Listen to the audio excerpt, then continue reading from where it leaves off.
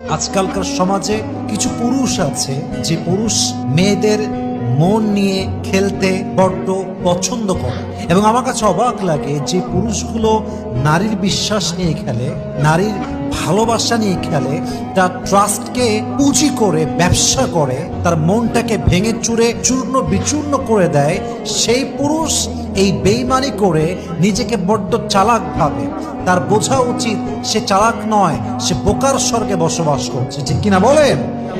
যে পুরুষ নারীর বিশ্বাস নিয়ে খেলেও নিজেকে খুব দামি মনে করে, সে পুরুষ হচ্ছে সেই চার্জার যার সব কিছু আছে, যার তার লম্বা কিন্তু কোনো ফোনে সে চার্জ দিতে পারে না, ঠিক কিনা বলেন?